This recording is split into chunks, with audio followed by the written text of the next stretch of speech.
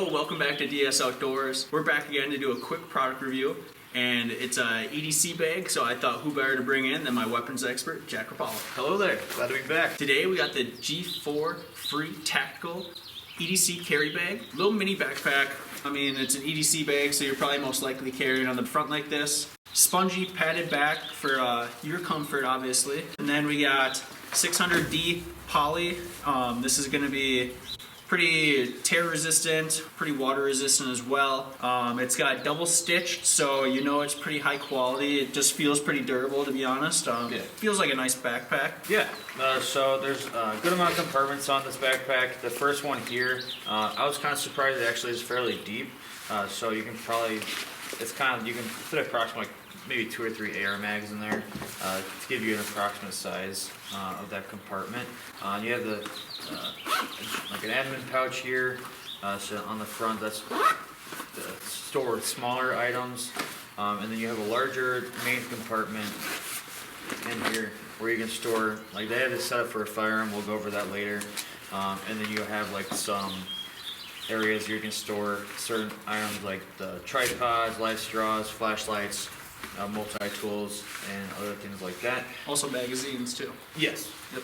Approximately like 20 magazines now, I'm just joking there. But that's the main compartment. It's pretty large. You can fit a good amount of stuff. And then there's also a side compartment where you can also fit a gun in here.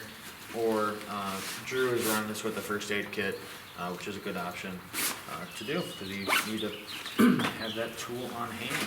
Yeah, and I tried filling this to the brim. I wanted to see just how much stuff I could fit into this, and you can see it gets pretty bulky. You can fit a decent amount of stuff in here, which I was impressed by, but typically, unless you're gonna do kind of a longer hike or just out in the woods like I am, you're probably not gonna wanna fill this if you're doing an EDC type bag. Yeah. You're not gonna wanna fill it because it does become, like you see, it does become pretty stuffed, and that can lead to a little bit of discomfort. If you're looking at this bag, I wouldn't intend on weighing it down chock full with items. I think if the person looking for this is wanting to carry a little bit more than what they can carry in their pockets, so maybe like a few extra mags, a tourniquet, a larger first aid kit, multi-tools, bigger flashlights, maybe a little bit of survival things, but then you're stepping up there in the capabilities.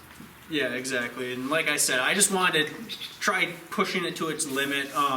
And it does store a lot of stuff, but then comfort comes in, and also just usability, because if you gotta fumble through a bunch of stuff before you grab your clip, before you grab your weapon, you're only slowing yourself down, which is doing you a disservice.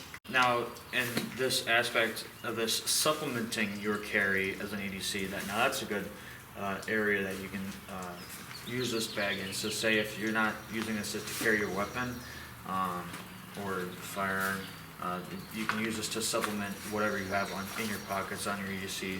I usually wear that 511 brand backpack, and I've had some issues because it is a single strap. My one trap starts to hurt a little bit more. You can barely fit more stuff in it than this, to be honest.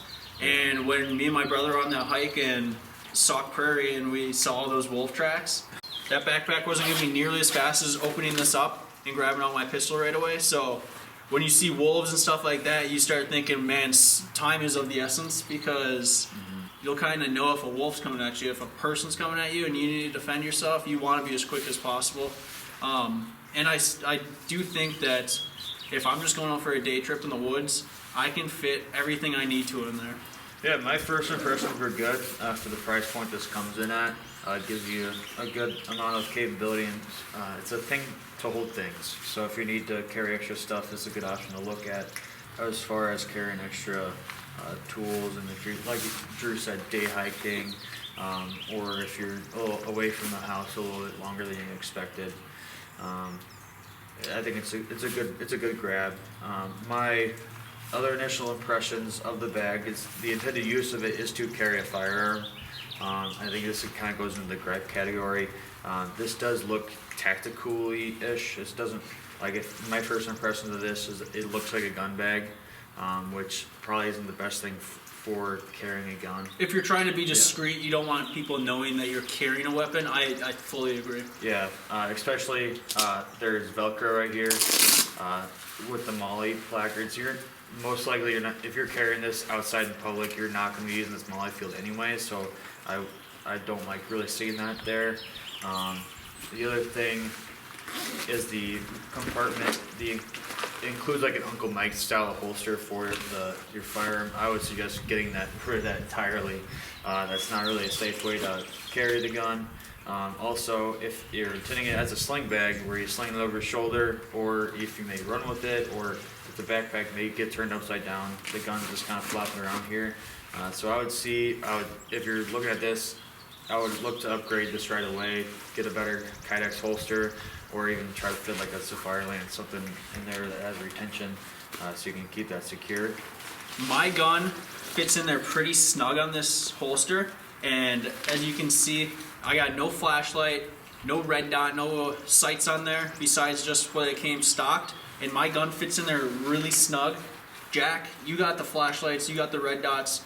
Your pistol will not fit in that holster, so like you said, you will have to go out and get an extra holster.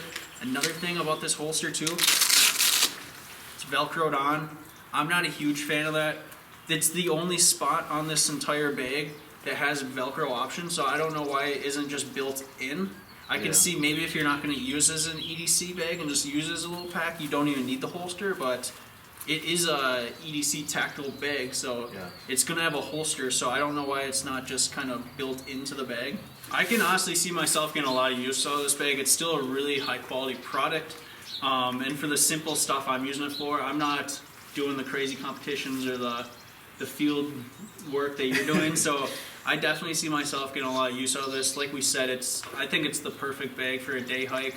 If I'm just headed out into the woods, need minimal gear, it doesn't like make me weigh down my pockets with a whole bunch of gear. It doesn't make me have to carry that super heavy backpack. So I think it's a great option for a day hike. It's very comfortable too. Yeah, I think it's a good option as a bag that holds things, and it's another tool that you can explore to see what you need for your specific task at hand.